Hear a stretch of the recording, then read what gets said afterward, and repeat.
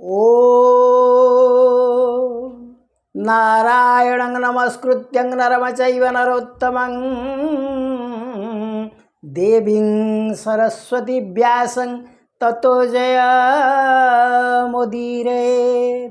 मुखं करोति वाचालं पङ्गुलङ्घयते गिरिं यत्कृपातमहं वन्दे परमानन्दमाधव परमानन्दमाधव। वसुदेवं सुतं देवं कंसचाणूरमर्दनं देवकी परमानन्दं कृष्ण वन्दे जगद्गुरुं कृष्ण वन्दे जगद्गुरु। गुरुगोविन्दाय नमः। ॐ नमो भगवते वासुदेवाय। ॐ नमो भगवते पुरुषोत्तमाय। हरि ओम।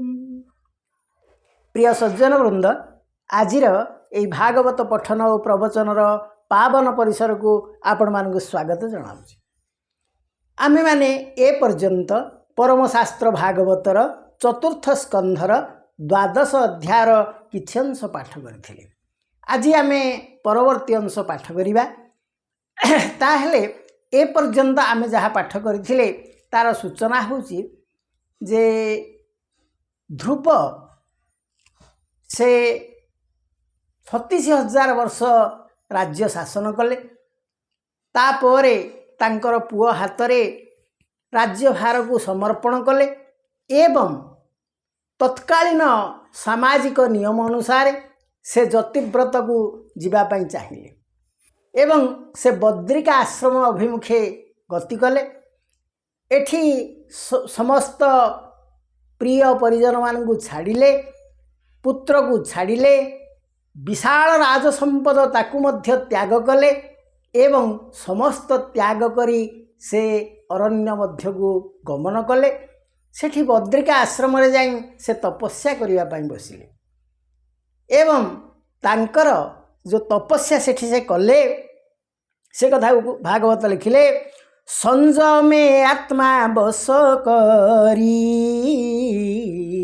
सर्व संपद परिहरी तपस्या पाई से चलिला बदरी आश्रमे मिलिला। तेणु बद्रिका आश्रम रे से पहुँची सेठारे घोर तपस्या कले एवं मनीषर शेष कथा जहाँ आमर से समय परंपरा अनुसार प्रथमे होची ब्रह्मचर्य, तापरे ग्राह्यस्थ, तापरे बानप्रस्थ, तापरे हला जतिव्रत एवं ता परवर्ती कथाटी समस्त जीवन में घटे जहाँ होची ब्रह्मंक सहित लीन हो जिबा निर्वाण प्राप्ति। तेणु एक कथा मनुष्य जानी मध्य वर्तमान परिप्रेक्षी रे मनुष्य आध्यात्मिक मार्ग को आदौ जीवाई चाहूना, केवल एठी किसी संचय आहुरी संचय करी काहारिया को किछि देबी नाही, मु केवल मोर संपद को बढ़े बढ़े चलती ये भली जो चिंताधारा रहुची ताकू भागवत कहती जे धीरे धीरे माया को त्याग कर, कारण ए शरीर दिने निश्चय त्याग हो जीव। तेणु ध्रुव कौन कले ना जो तपस्या कले, तपस्या पर तांकर ए जो पुरुष रूपी देह ताहा परिवर्तन है एक ज्योति रूप में परिणत हला। से कथा कौन कहले भागवतकार, तक्षणे लिंग रूप गला निर्मल ज्योति प्रकाशिला। तेणु प्रत्येक व्यक्ति देहरे एक ज्योति अच्छी, से होचंदी आत्मा एवं से जेतेबेले ए देह को छाड़ी चली जाती सेतेबेले ए देहर जो जेते अवयव अच्छी समस्ते स्थिर निश्चल हो जाती, एमाने निष्क्रिय हो जाती। तेणु से प्रत्येक देहरे जो ज्योति अछंती जदि तांको आमे ठीक भावरे परिचालना करथिबा ताहेले से दिव्य आत्मांक सहित मिशिजिबे नहेले पुनरपि जन्म पुनरपि मरण पुनरपि जननी जठरे शयन। तेणु निजर कर्म अनुसारे को प्रकार जन्म मिलिब ताहा कहि हब नाही। जदि सत्कर्म करथिबे उच्च वंशद जन्म हो पारती बा आउ टिके आध्यात्मिक परिवेश रे जन्म ग्रहण करिवे, नाई तो जदि नीच कर्म करिसेंती ताहेले मनुष्य जन्मरू आहुरी निम्न आड़कू गति करने को हम। हे तो पशुटीए हो पारे, पक्षीटीए हो पारे, बा आहुरी क्षुद्र कीटटीए हो पारे, बा यही मनीष हो कौन सी गोटे अंग तांकर नष्ट हो जाई पारे। ए भली विभिन्न प्रकार कष्ट मिलिब। तेणु प्रिय सज्जन वृंद, मृत्यु जेहेतु अवश्यम भावी ताहा निश्चित। तेणु आमे माने टिके भगवान प्रति निजर भक्ति रखिबा, टिके प्रेम रखिबा एवं तांको विश्वास करिबा कले केबे हेले मृत्युर दंड जो लोक माने शेष मुहूर्त रे जो कष्ट पाउचंती एपर्यंत तो जीवनर 60 वर्ष पर्यंत हुए तो आनंद रे आपण कटिगले, तापरठू आरंभ होला वृद्धावस्था एवं एहा विभिन्न प्रकार जटिलता आड़क नहीं जीव। केतेबेले चाली हबनी, केतेबेले आखि की दिसबनी, कान को शुभिबनी एवं अन्य मानक द्वारा आपण निंदित हेबे, उपहसित हेबे, विभिन्न प्रकार कष्ट पाइबे एवं विभिन्न शारीरिक समस्या देखा देब।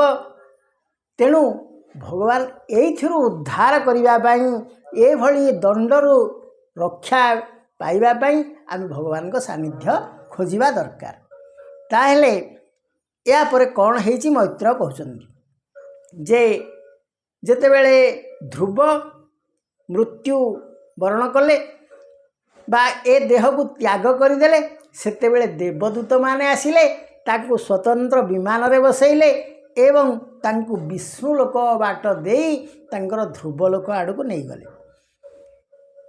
ताहेले मैत्र कौन कहउछन्ती एमंते विष्णु दूत बाणी आनंद मने ध्रुव शुणी तक्षणे ध्रुव स्नान करी नित्य मंगल कर्म करी तदंते अलंकृत हेला मुनिंक चरणे न मिला मुनिजनक आशीर्वादे जय मंगल वेदना दे विमान प्रदक्षिण करी विष्णुदूतंकु नमस्करी हिरण्यमय रूप धरे स्वतेजे 10 दिगपुरे गंधर्व चतुर्विध वाद्ये दिगपुरी ले गीत नादे पुष्पवर सन्ति हरसे विबुधे देखन्ति आकाशे तक्षणे सुनीतिर कथा स्मरणे ध्रुव मने व्यथा दुखिनी मोहर जननी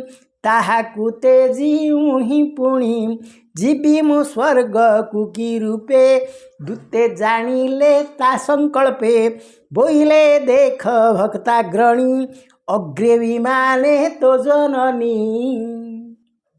तेणु जेतेबेले बद्रिका आश्रम रे ध्रुव तपस्यारत थिले तांकर परमात्मा सहित मिलित होबार समय हो गला, अर्थात मृत्यु जेतेबेले आसीगला से ज्योति रूप में प्रकाशित हेले तांकु नवापाई स्वर्गर दूत माने विमान धरी आसिले। तेणु से ज्योतिर्मय रूप से बद्रिका आश्रम रे थिबा मुनि मानकु प्रणाम कले, कारण मु आपण मानकु छाड़ी वर्तमान स्वर्ग गमन करुची। तापरे से विष्णुदूतंक सहित जेतेबेले रथरे बसिले सेतेबेले तांको मनरे गोटे विचलित अवस्था सृष्टि हैला। से कहले जो माँ मु आज एते आनंद उपलब्धि कली, भगवान को सानिध्य पाइली, 36,000 वर्ष राज्य शासन कली, से माँ मोर आ कौन स्वर्गलोक को गमन करिवे नाही। तांको मनर भाव को विष्णुदूत माने जानीगले एवं से कहले हे ध्रुव तुम माँ आग विमान रे बसचंदी, से स्वर्ग लोक मध्य गमन करिवे। କାରଣ ଗୋଟିଏ ସୁପୁତ୍ର ଯେହେତୁ ସେ ଜନ୍ମ କରିଛନ୍ତି ତାଙ୍କର ମଧ୍ୟ ଦିବ୍ୟ ଗତି ହେବ। ତା ଶୁଣି ଚିତ୍ତ କଲା ସ୍ଥିର ସେ ବିଷ୍ଣୁ ଭକ୍ତଙ୍କର ବି। ତା ଶୁଣି ଚିତ୍ତ କଲା ସ୍ଥିର ସେ ବିଷ୍ଣୁ ଭକ୍ତଙ୍କର ବର। ସୁନୀତି ଜନନୀ ସହିତେ ବସିଲା ରତ୍ନମୟ ରଥେ। ବିମାନ ଯାନ୍ତେ ସ୍ୱର୍ଗ ପଥେ ଦେବେ ଯେ ବସି ନିଜ ରଥେ। ଧ୍ରୁବକୁ ଦେଖି ପ୍ରଶଂସନ୍ତି କେବା ଆନନ୍ଦେ କରେ ସ୍ତୁତି।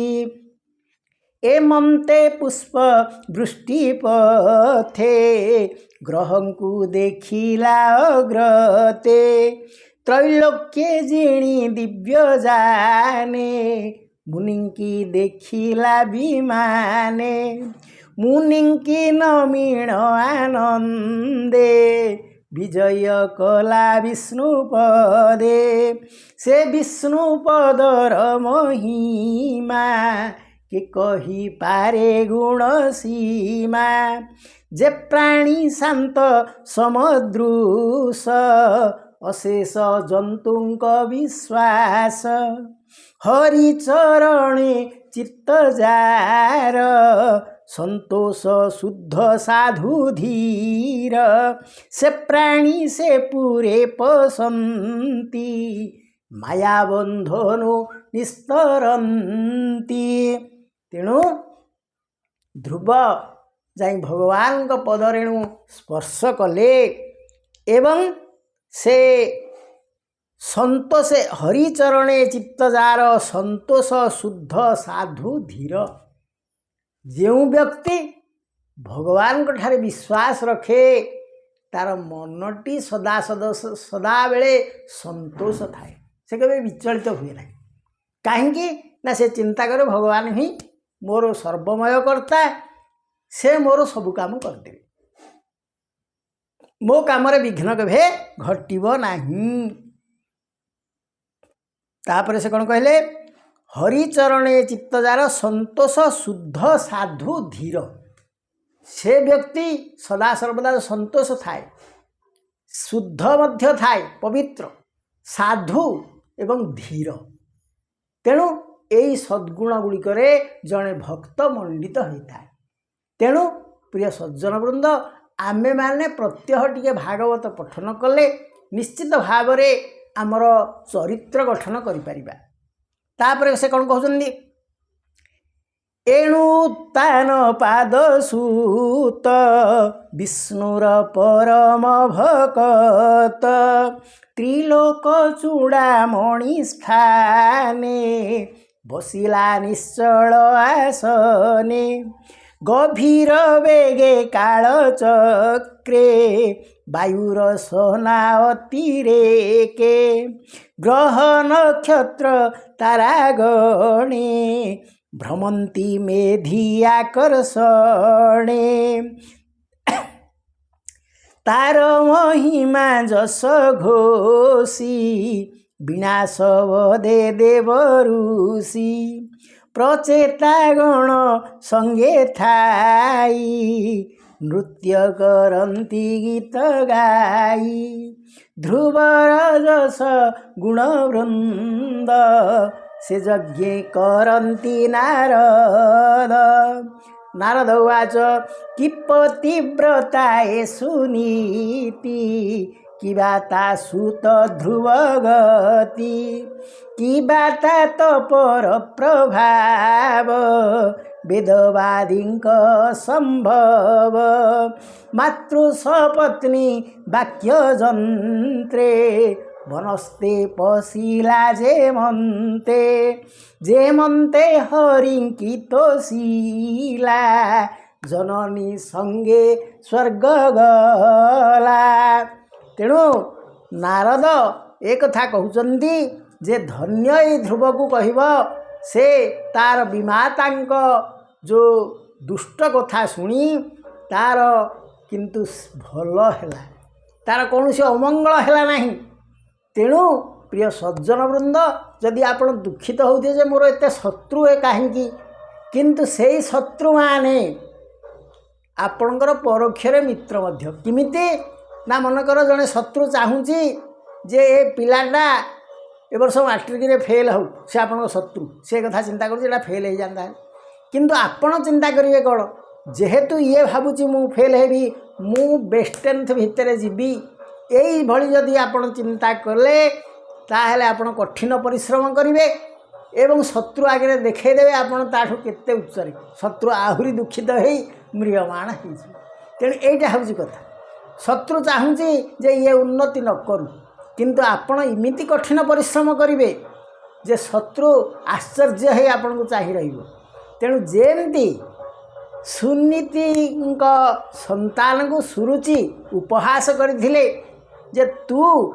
तपस्या कर मो गर्भरे जन्म हो किंतु से भली गुढ़ तपस्या कले जे विष्णु तांको कोळेई नेले एवं तांको स्वतंत्र स्वर्गलोक स्थान दे तेणु एठी हमको भागवत बतई दियंती परिश्रमी हुआ परिश्रम कले तुम्हें निश्चित भाव तुम जीवन रे सफलता पाई परिबो भगवान को विश्वास रख एवं परिश्रम कर से कथा कहगला जे उद्योगी जन लक्ष्मी नंदन हुअंती काले काले करमे थिला दैव देला पुरुषाधम भाड़े जी मूर्ख जी पुरुष मान मध्य अधम से कह मो भाग्य तो खराब है भाग्य किसी ना आपण को परिश्रम करिया को परिश्रम करिवे एवं भगवान को विश्वास रखिवे तुम्भंकु आशीष मागी हृदय दंभ धरी कर्म पथे चली जाए आजी वीर परी तेणु भगवान को आशीष टिके धरिवे एवं कर्म पथरे वीर भली चलीजे अर्थात परिश्रमी हे देखिए आपणकर समस्त समस्या समाधान हेब एवं जो माने शत्रु थे से माने पराजय स्वीकार करेंगे ताहले मैत्रवाच शुण हे व्यासंक कुमर तू साधुजन मध्यवर तू जेणु पचारिलु मोते ध्रुव चरित भागवते उत्तम जस ध्रुववाणी जे हाएक मने शुणी कहंती साधु मेले बसंती विष्णुर मंदिरे जस आयुष धन मान स्वर्गे निवास स्वस्थयन विघ्न समूहे नाही भ्रांति सकल क्लेशु तरी जाती विप्रसभारे प्रात काले गोविंद भक्ति भाव भोले पूर्णिमा अमावास्या दिने द्वादशी श्रवणा विधाने दिवस क्षय व्यतिपाते संक्रांति अर्क बार जुते श्रद्धापूर्वक जे पढ़ंती अथवा श्रवणे शुणंती ज्ञान संतोष प्राणींकर चतुर वर्ग नोहे दूर सकाम चिते चिंते जेबे शुणंती धन पुत्र लाभे कूले सुपुत्र होए जात शुणे जे ध्रुवर चरित संसार जन हिते गीत कहिला विप्र जगन्नाथ तेणु एठी भागवतकार कहिले जे आपण प्रत्यह भागवत जदि पढ़िबे बहुत भल भागवत जदि प्रत्यह पढ़ी न पारुचंदी ध्रुव चरित केतेबेले हेले पढ़ंतु से आहुरी भल तेबे भागवत बा ध्रुव चरित को दिन पढ़िले बहुत भल पूर्णिमा हो अमावास्या हो द्वादशी बा संक्रांति अर्क बार अर्थ रविवार ये सब दिन में श्रद्धापूर्वक जदि आप भागवत पाठ करेंगे बा ध्रुवंक चरित पाठ करेंगे ताहेले आपण निश्चित भाव भगवान ठारू चतुर्वर्ग फल पाइबे एक कथा शास्त्र रे भागवत लिखिदेले एवं जी भागवत को श्रद्धार सहित शुणिबे से मध्य पुत्रवंत हेबे तापर कौन कहले कहीं से कहले शुणंती धन पुत्र लाभे कूले सकाम चित्ते चिंते जेबे कूले सुपुत्र होए जात शुणे जे ध्रुवर चरित तेणु ध्रुव चरित शुणिले कूलरे सुपुत्रटिए जात हुए संसार जन हिते गीत कहिला विप्र जगन्नाथ ध्रुव भक्त शिरोमणि ए पापी जने नियटाणी। इति श्रीमद्भागवत महापुराण पारमहंस्यां संहितायां चतुर्थस्कन्धे ध्रुवचरिते नाम 12 अध्यायः। हरिः ओम्। त्वमेव माता च पिता त्वमेव बन्धु च सखा त्वमेव विद्या द्रविणं त्वमेव सर्वं मम देव। हरि